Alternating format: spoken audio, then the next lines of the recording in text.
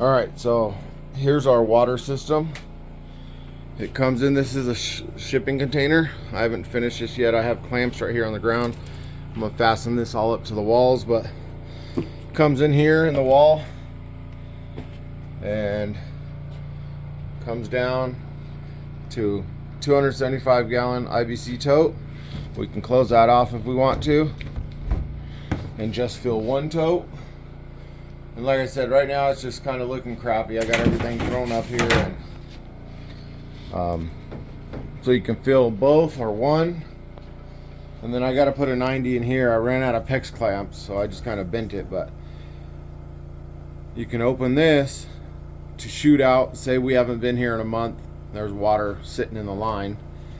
Close both those on the top. Open this one. It'll come on down and go right out the door, or right out the wall. Down here we have 3/4 inch PEX, gravity feeding from each bottom of the IBC totes. So it comes out into the middle here, goes into this pump, which, like I said, it was gravity feeding, but then again, this pump will pump up to 20 foot of 1 inch hose. So we got 3/4 inch PEX pipe. If we want to dump them, we just open that valve and it releases it. And then we got 3 Culligan water filters. This one right here is a 1 micron charcoal filter, 5 micron pleated filter, and a 20 micron just a plain old cheapy filter, because these ones go bad. That's only about a week, guys.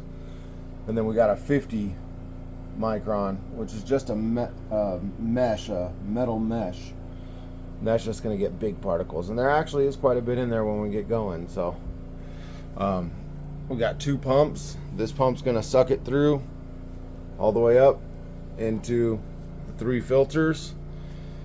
I do have a UV light there, but I'm not using it yet because we've checked everything. It works good. It's going down and then it goes out right now into our RV where our cabin's going to be built. They just poured the footings for it yesterday. Both motors are in this fuse box here. So if you want to turn them off or whatever, you just pull a fuse. Put that on in a second. Then it goes down to an EG4 12 volt 100 amp hour waterproof battery. We have a Victron MPPT 7515 charge controller, and we just have one 500 watt panel. For some reason we've only been getting 213 watts out of it, but it still charges that battery in 2 hours. Yesterday it was down to 36%, I believe, or 46%, sorry, and within 2 hours it was at 100. So, but there's our system. Eventually I'm gonna come up here into the UV light. It'll go through the UV light, come out right here, and then go back down to this pump. So one pump basically just pushes it through the filters and it'll be the UV light, and the other pump pushes it to our RV. And there's a ton of pressure, guys. I can show you. Watch this. But that battery is top notch, guys. That EG4 battery works great. Let me show you the water pressure real quick. So even my wife was skeptical when we first put the pumps in. She wasn't sure. I tried to get good pumps, but I'll show you this water pressure. Oh, dang bee.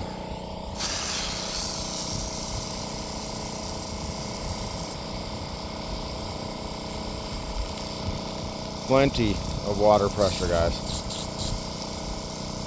Like I said, it's shooting 15, 20 feet out there, 15 foot probably. Very strong. Make sure our fire's put out.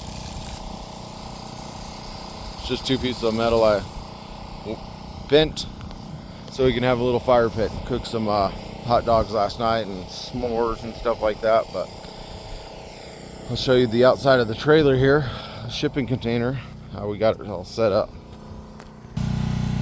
So right here is what goes to our RV.